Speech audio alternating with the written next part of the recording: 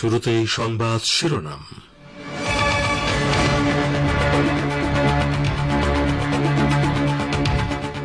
মার্কিন সরকারের সঙ্গে আলোচনা ইরানের জন্য সম্মানজনক নয়, সর্বোচ্চ নেতার মন্তব্য।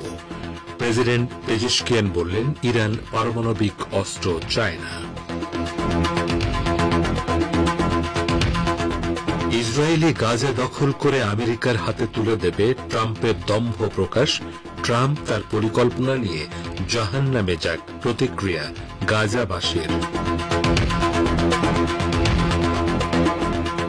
চলতি বছরের শেষ দিকে বাংলাদেশের নির্বাচন হতে পারে, জানালেন ডক্টর ইউনূস। শেখ হাসিনার পরিবারের সম্পত্তি ধ্বংস থেকে বিরত থাকার আহ্বান। এবং আন্তর্জাতিক অপরাধ আদালতের বিরুদ্ধে মার্কিন নিষেধাজ্ঞা নিন্দা জানিয়ে আইসিসি বলল, ন্যায় বিচার চালিয়ে যাব।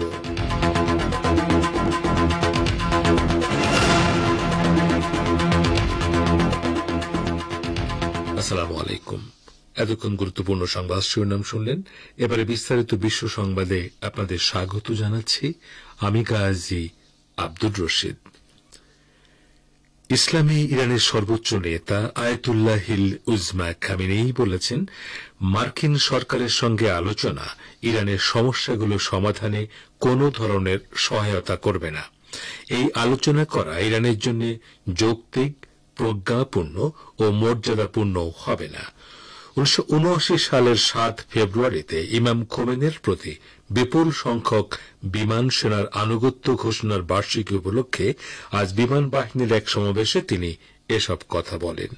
মার্কিন প্রেসিডেন্ট ডোনাল্ড ট্রাম্প ইরানের উপর সর্বোচ্চ চাপ প্রয়োগের নীতি পুনর্বহালের আদেশ নামায় স্বাক্ষর করার সমালোচনা করে ইমাম খামেনি আরও বলেন, অতীত অভিজ্ঞতার আলোকে এটা স্পষ্ট যে মার্কিন সরকারের সঙ্গে আলোচনা ইরানের কোনো সমস্যারই সমাধান করবে না।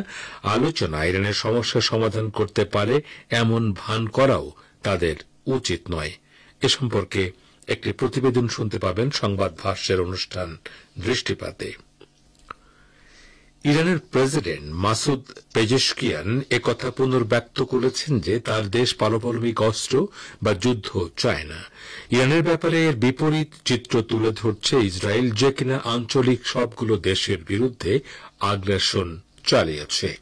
তিনি গতকাল তেহরানে নিযুক্ত বিদেশি রাষ্ট্রদূত ও প্রতিনিধিদের সঙ্গে এক বৈঠকে ইরানের এ অবস্থান তুলে ধরেন। পেজেশকিয়ান বলেন, আমরা পারমাণবিক অস্ত্র তৈরি করার চেষ্টা করছি না। আমাদের প্রিয় নেতা এই অস্ত্রের বিরুদ্ধে ফতোয়া দিয়েছেন। এমনকি যারা মনে করে এদেশকে পারমাণবিক অস্ত্র উৎপাদন দিয়ে নিয়ে যাওয়া উচিত, তারাও এটা করতে পারবে না, কারণ ইসলামী প্রজাতন্ত্র ইরানের মূল নীতিতে এটা নেই। কোন অবস্থাতেই এই নীতি নিরপরাধ মানুষকে গণহারে হত্যা করার অনুমতি দেয় না। ইরানের পারমাণবিক নীতি আয়াতুল্লাহ খামেনেইর ফতোয়ার ভিত্তিতে তৈরি করা হয়েছে। ওই ফতোয়ায় বলা হয়েছে, পারমাণবিক অস্ত্র সহ যে কোনো ধরনের গণবিধ্বংসী অস্ত্র তৈরি, সংরক্ষণ কিংবা ব্যবহার করা যাবে না। ডোনাল্ড ট্রাম্পের নেতৃত্বাধীন নয়া মার্কিন প্রশাসন ইরানের বিরুদ্ধে নতুন করে নিষেধাজ্ঞা আরোপ করেছে।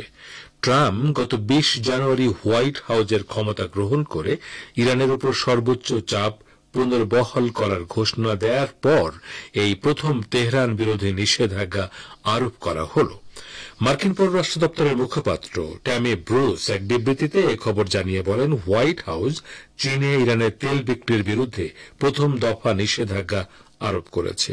তিনি দাবি করেন যে নেটওয়ার্কটি ইরানের তেল চীনের কাছে বিক্রি করে তা থেকে অর্জিত আয় ইরানের সশস্ত্র বাহিনীর কাছে হস্তান্তর করে সেই নেটওয়ার্ককে টার্গেট করে নিষেধাজ্ঞা আরোপ করা হয়েছে। মার্কিন অর্থ মন্ত্রণালয় বলেছে, ইরানের পাশাপাশি চীন, ভারত ও সংযুক্ত আরব আমিরাতের কয়েকটি প্রতিষ্ঠান ও বেশ কয়েক ব্যক্তিকে এই নিষেধাজ্ঞার আওতায় আনা হয়েছে। এর দুদিন আগে মার্কিন প্রেসিডেন্ট ট্রাম্প ইরানের সঙ্গে সংলাপ প্রক্রিয়া শুরু করার আগ্রহ প্রকাশ করেছিলেন, কিন্তু একই সঙ্গে তিনি তেহরানের বিরুদ্ধে সর্বোচ্চ চাপ প্রয়োগের আদেশ পুনর্বহাল করে একটি নির্বাহী আদেশ সই করেন। মার্কিন প্রেসিডেন্ট ডোনাল্ড ট্রাম্প দম্ভ করে বলেছেন, গাজার বিরুদ্ধে ইসরায়েলের চলমান যুদ্ধ শেষ হওয়ার পর এই উপত্যকার নিয়ন্ত্রণ মার্কিন যুক্তরাষ্ট্রের হাতে চলে আসবে, তবে সে কাজ করার জন্য কোনো মার্কিন সেনার প্রয়োজন হবে না। তিনি গতকাল নিজ সামাজিক মাধ্যমে দেয়া এক পোস্টে এ মন্তব্য করেন। ওই পোস্টে তিনি গাজাবাসীকে এই উপত্যকা থেকে বহিষ্কার করে সেটি দখল করার যে পরিকল্পনা আগে উত্থাপন করেছিলেন সে ব্যাপারে নতুন করে আরও বিভ্রান্তি ছড়িয়েছেন। মার্কিন প্রেসিডেন্ট তার পোস্টে বলেন, যুদ্ধ শেষে ইসরায়েল গাজা উপত্যকাকে মার্কিন যুক্তরাষ্ট্রের হাতে তুলে দেবে। ওয়াশিংটনের স্থানীয় সময় বৃহস্পতিবার সকালে দেয়া ওই পোস্ট ট্রাম্প আরো বলেন, এ কাজে মার্কিন যুক্তরাষ্ট্রের কোনো সেনার প্রয়োজন হবে না, মধ্যপ্রাচ্যের স্থিতিশীলতা বজায় থাকবে। গত সপ্তাহে ট্রাম্প প্রথম গাজাবাসীকে প্রতিবেশী দেশগুলোতে বিশেষ করে মিশর ও জর্দানে সরিয়ে নেওয়ার পরিকল্পনা তুলে ধরেন। কায়রো ও আম্মান সহ প্রায় সব আরব দেশ এবং আরব লীগের পক্ষ থেকে বিবৃতি দিয়ে ট্রাম্পের ওই আহ্বান প্রত্যাখ্যান করা হয়। ইহুদিবাদী ইসরায়েলের প্রধানমন্ত্রী বেনিয়ামিন নেতানিয়াহু সৌদি আরবের ভূখণ্ড ফিলিস্তিন রাষ্ট্র প্রতিষ্ঠার একটি উদ্ভট তত্ত্ব দাঁড় করিয়েছেন।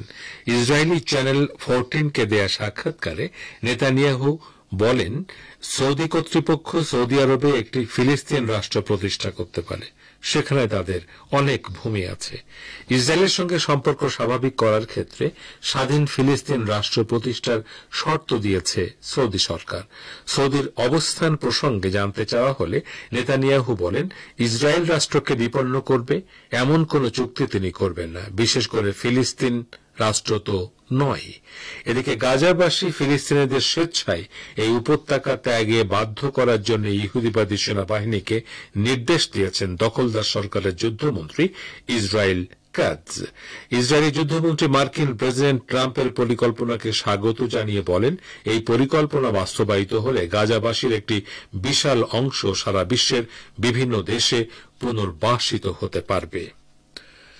আপনারা বিশ্ব সংবাদ শুনছেন রেডিও তেহরান থেকে, আর প্রচারিত হচ্ছে বাংলাদেশ ও ভারতে শর্টে 25 মিটার ব্যান্ডে, এছাড়া বিশ্বজুড়ে ইন্টারনেট ও স্যাটেলাইট। বিশ্ব সংবাদে মার্কিন প্রেসিডেন্ট ডোনাল্ড ট্রাম্প ফিলিস্তিনিদের বহিষ্কার করে গাজা উপত্যকা দখল করে নেওয়ার যে মনোবাসনা ব্যক্ত করেছেন তা কঠোর ভাষায় প্রত্যাখ্যান করেছেন ফিলিস্তিনিরা।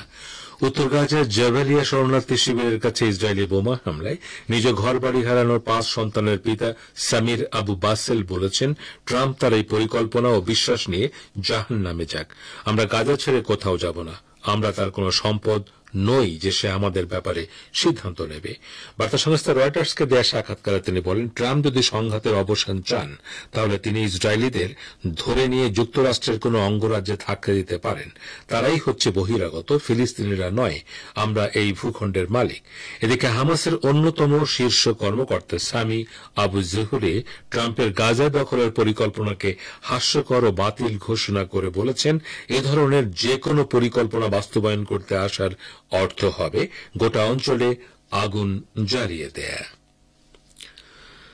বাংলাদেশের অন্তর্বর্তী সরকারের প্রধান উপদেষ্টা অধ্যাপক মোহাম্মদ ইউনুস বলেছেন, চলতি বছরের শেষ দিকে নির্বাচন হতে পারে।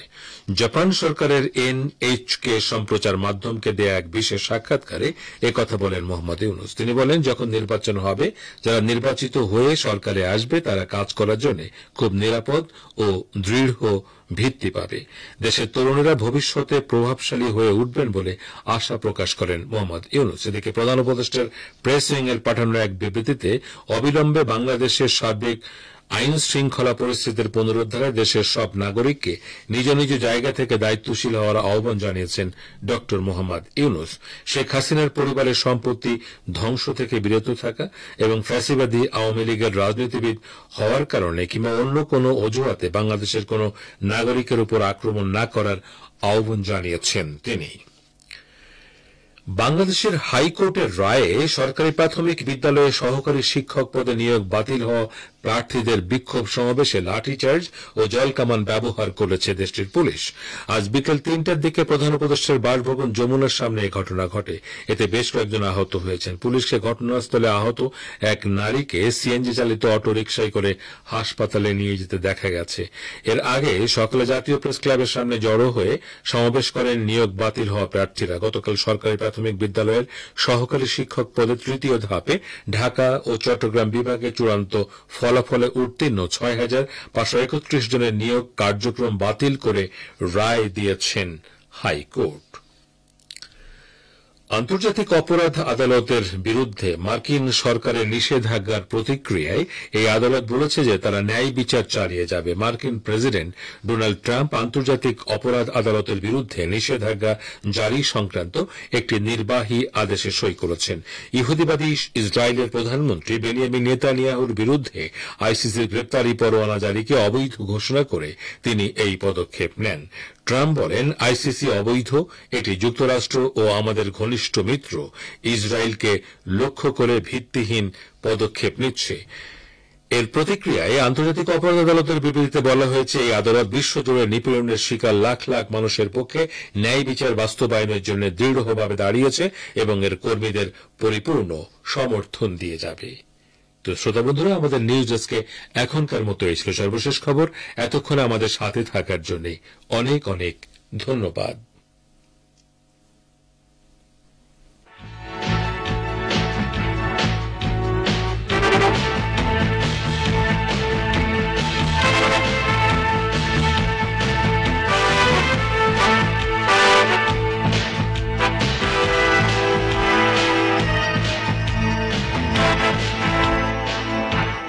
সুসংবাদ শুনলেন রেডিও তেহরান থেকে। শ্রোতা বন্ধুরা, এবারে আমন্ত্রণ জানাচ্ছি সংবাদ ভাষ্যের অনুষ্ঠান দৃষ্টিপাতে। ইসলামী ইরানের সর্বোচ্চ নেতা আয়াতুল্লাহ লুজমা খামেনেই বলেছেন, মার্কিন সরকারের সঙ্গে আলোচনা বা সংলাপ ইরানের সমস্যাগুলো সমাধানে কোন ধরনের সহায়তা করবে না। আজকে দৃষ্টিপাতে এ সম্পর্কে শুনুন আমাদের ভাষ্যকারের একটি পর্যালোচনা সহকর্মী আমির হোসেনের পরিবেশনায়। ইসলামী ইরানের সর্বোচ্চ নেতা আয়াতুল্লাহ উজমা খামেনেই বলেছেন, মার্কিন সরকারের সঙ্গে আলোচনা বা সংলাপ ইরানের সমস্যাগুলো সমাধানে কোন ধরনের সহায়তা করবে না। আজ ইরানের বিমান বাহিনীর ও বিমান প্রতিরক্ষা সেনাদের একদল কমান্ডারকে দেওয়া সাক্ষাতে বক্তব্য রাখতে গিয়ে তিনি এ মন্তব্য করেছেন। তিনি বলেছেন, মার্কিন সরকারের সঙ্গে আলোচনা করা ইসলামী ইরানের জন্য যৌক্তিক বা বুদ্ধি বিবেচনা সম্মত, প্রজ্ঞাপূর্ণ ও মর্যাদাপূর্ণ হবে না। ইরানের ইসলামী বিপ্লবের বিজয়বার্ষিকী প্রাক্কালে ঐতিহাসিক 19 বাহামান তথা 1979 সালের 8 ফেব্রুয়ারিতে ইমাম খোমেনির প্রতি বিপুল সংখ্যক বিমান সেনার আনুগত্য ঘোষণার বার্ষিকী পালন উপলক্ষে আজ বিমান বাহিনীর সদস্যদের এই সমাবেশের আয়োজন করা হয় প্রতি বছরের মতোই। মার্কিন প্রেসিডেন্ট ডোনাল্ড ট্রাম্প ইরানের উপর সর্বোচ্চ চাপ প্রয়োগের নীতি পুনর্বহালের আদেশনামায় স্বাক্ষর করার কয়েক ঘন্টার মধ্যে আয়োজিত এই অনুষ্ঠানে ইরান মার্কিন আলোচনা প্রসঙ্গে ইমাম খামেনি আরো বলেছেন, অতীত অভিজ্ঞতার আলোকে এটা স্পষ্ট যে মার্কিন সরকারের সঙ্গে আলোচনা ইরানের কোনো সমস্যারই সমাধান করবে না। আলোচনা ইরানের সমস্যা সমাধান করতে পারে এমন ভান করাও তাদের উচিত নয়। তিনি বলেছেন, 2010-এর যে দশক, সেই দশকে 2 বছর ধরে মার্কিন সরকারের সঙ্গে আলোচনা চালিয়েছিল ইরান, কিন্তু এর ফল হয়েছিল শূন্য। ইরানের পক্ষ থেকে ব্যাপক ছাড় দেওয়া সত্ত্বেও মার্কিন সরকার তার সমস্ত অঙ্গীকার অমান্য বা পদদলন করে। ইরানের অর্থনৈতিক সংকটগুলো বা জনগণের রুটি রুজির কোনো সমস্যাই মার্কিন সরকারের সঙ্গে আলোচনায় সমাধান হবে না, বরং এইসব সমস্যা সমাধানের পথ হলো অঙ্গীকারবদ্ধ কর্মকর্তাদের উদ্যোগী প্রচেষ্টা ও ঐক্যবদ্ধ জনগণের সহযোগিতা। তিনি এ প্রসঙ্গে স্মরণ করিয়ে দেন যে কিভাবে বর্তমান মার্কিন প্রেসিডেন্ট ট্রাম্প 2 বছরের দীর্ঘ আলোচনার ফসল তথা পরমাণু সমঝোতাকে ছিন্ন ভিন্ন করে দেন এবং এর আগেও মার্কিন সরকার সমঝোতা মেনে চলার অঙ্গীকার করা সত্ত্বেও তা মেনে চলেনি। সমঝোতা অনুযায়ী অনেক নিষেধাজ্ঞা উঠিয়ে দেওয়ার প্রতিশ্রুতি দেওয়া সত্ত্বেও সেসব নিষেধাজ্ঞা তো বাতিল করেনি, বরং জাতিসংঘের মাধ্যমে ইরানের উপর সবসময় নিষেধাজ্ঞার খড়গ ঝুলিয়ে রেখেছে কাটা ঘায়ে নুনের ছিটা হিসেবে। ইরানের সর্বোচ্চ নেতা বলেন, মার্কিন সরকারের সঙ্গে 2 বছরের আলোচনার অভিজ্ঞতা ও ইরানের পক্ষ থেকে অনেক ছাড় দেওয়া সত্ত্বেও কোনো সুফল না আসার অভিজ্ঞতাটি অত্যন্ত গুরুত্বপূর্ণ। মার্কিন সরকার যে কেবল ওই সমঝোতা লঙ্ঘন করে যাচ্ছিল তা নয়, একই সঙ্গে ওই সমঝোতা থেকে নিজের বের হয়ে যাওয়ার ঘোষণাও দিয়েছে। তাই এরকম একটি সরকারের সঙ্গে আলোচনা হবে অযৌক্তিক, অসচেতনতাপূর্ণ ও অসম্মানজনক, যা কখনোই করা ঠিক হবে না। ইমাম খামেনি ইরানের ভেতরে সংবাদপত্র, কোনো ভার্চুয়াল মিডিয়ায় ও কোনো ব্যক্তির পক্ষ থেকে মার্কিন সরকারের সঙ্গে আলোচনার ব্যাপারে আগ্রহ ও বিতর্ক থাকা প্রসঙ্গে বলেছেন, এইসব মহল মার্কিন সরকারের সঙ্গে আলোচনা করাকে একটি ভালো বিষয় হিসেবে উল্লেখ করছে, এমনভাবে যেন আলোচনার ভালো হওয়ার বিষয়টি কেউ অস্বীকার করছে। আলোচনার বিষয়টি সবার ক্ষেত্রে ভালো হলেও মার্কিন সরকার এর ব্যতিক্রম বলে তিনি মন্তব্য করেন। ইসলামী বিপ্লবী নেতা এ প্রসঙ্গে আরো বলেছেন, অবশ্য আমরা ব্যতিক্রমের তালিকায় ইহুদিবাদী শাসক গোষ্ঠীর নাম আনব না, কারণ এই শাসক গোষ্ঠী কোনো সরকার নয়, বরং একটি অপরাধী চক্র ও দেশ বা ভূমি দখলদার মাত্র। ইরানের সর্বোচ্চ নেতা আশা প্রকাশ করেন যে ইরানের বিপ্লবী জাতি আগামী 22 বাহমান তথা 11 ফেব্রুয়ারিতে গোটা দেশ জুড়ে অনুষ্ঠেয় ইসলামী বিপ্লবের 46তম বিজয় বার্ষিকীর শোভাযাত্রায় ব্যাপক অংশগ্রহণের মাধ্যমে জাতীয় ঐক্য ও সহমর্মিতা আবারও প্রদর্শন করবে, যা এই বিপ্লবের প্রতি তাদের গভীর ভালোবাসা ও অঙ্গীকারবদ্ধতাকেই তুলে ধরে বলে বিশ্লেষকরা মনে করেন। মার্কিন নেতৃত্বাধীন পশ্চিমা দেশগুলোর ব্যাপক নিষেধাজ্ঞা সত্ত্বেও ইসলামী ইরান নানা ক্ষেত্রে চোখ ধাঁধানো ব্যাপক সাফল্য অর্জন করেছে।